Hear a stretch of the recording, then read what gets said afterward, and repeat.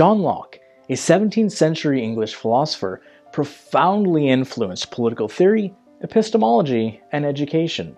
His ideas laid the foundations for modern liberal democracy, advocating for natural rights, limited government, and the social contract. Through his works, he challenged traditional authority and contributed to the shift from absolutist rule to democratic governance.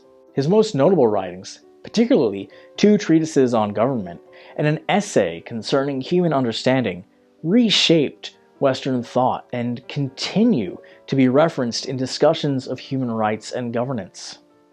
Locke's political philosophy centers around the concept of natural rights, life, liberty, and property. He argued that these rights are inherent to all individuals and should not be violated by rulers.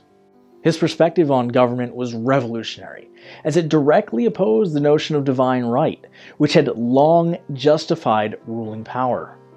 Instead, he maintained that governments derive their authority from the consent of the governed. If rulers fail to protect these fundamental rights, he asserted that the people have a legitimate reason to replace them. In Two Treatises of Government, Locke presented his argument against absolute monarchy. The first treatise refuted the ideas of Sir Robert Filmer, who defended the divine right of kings. The second treatise provided a framework for a government that respects individual freedoms and operates under the rule of law. This work was highly influential in shaping democratic systems, particularly in England and later in the United States, where his philosophy played a significant role in the development of the Declaration of Independence and the United States Constitution. Locke's concept of the social contract differs from that of earlier philosophers like Thomas Hobbes. While Hobbes believed that individuals surrender a significant degree of freedom in exchange for protection under a powerful central authority, Locke proposed a more balanced approach. He contended that individuals voluntarily form societies to safeguard their natural rights, and the government exists as a servant to the people rather than its master. This relationship is based on mutual agreement, and if the government becomes oppressive, the people have the right to reform and dismantle it.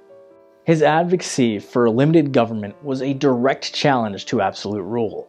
He believed that rulers should govern in accordance with established laws, ensuring justice and the welfare of the populace.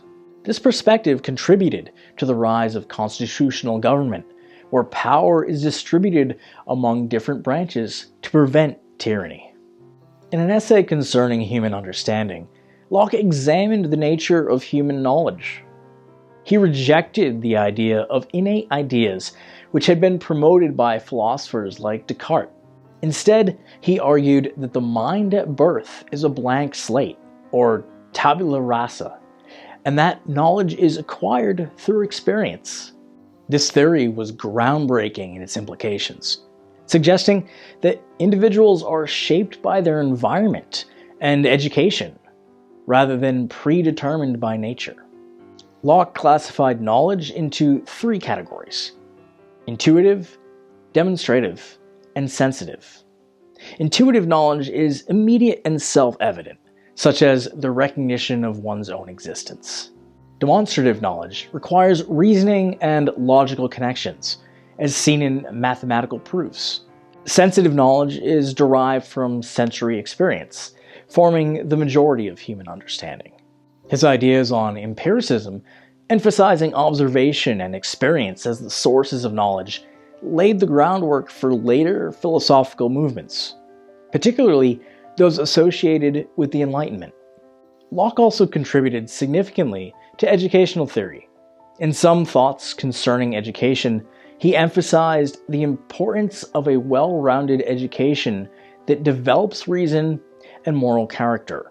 He believed that children should be taught through practical experience rather than rote memorization. He also advocated for discipline that nurtures rather than punishes, arguing that children should be guided with patience and reason rather than fear and coercion. His educational philosophy extended to the idea of tolerance. He argued that exposure to different perspectives would lead to greater understanding, and that diversity in thought should be encouraged. This was particularly relevant in his advocacy for religious tolerance, as he rejected the idea that governments should impose religious conformity. Locke's writings on religious tolerance were some of his most influential contributions. In a letter concerning toleration, he argued that faith should be a personal choice, free from government interference. He believed that coercion in religious matters was ineffective and that true belief could not be forced. His arguments laid the foundation for the separation of church and state, influencing later political thought in both Europe and America. However, Locke's tolerance had its limits. He did not extend this principle to atheists, whom he believed could not be trusted to uphold moral order, or to certain religious groups he saw as threats to civil stability. Despite these restrictions, his broader argument for religious freedom significantly impacted political and legal frameworks that promoted pluralism. The influence of Locke's philosophy can be seen in various aspects of modern society. His advocacy for natural rights became a cornerstone of liberal democracy, inspiring revolutionary movements in America and France. His ideas on knowledge and learning shaped the field of education, promoting experiential learning over rigid doctrinal instruction. The separation of powers, religious tolerance, and the emphasis on personal liberty all trace their roots to his works. Though he wrote in the 17th century, Locke's ideas remain highly relevant. Discussions on individual freedom, government accountability, and personal development continue to reflect his contributions. His vision of a just society governed by the principles of reason and mutual respect continues to shape modern political and intellectual discourse.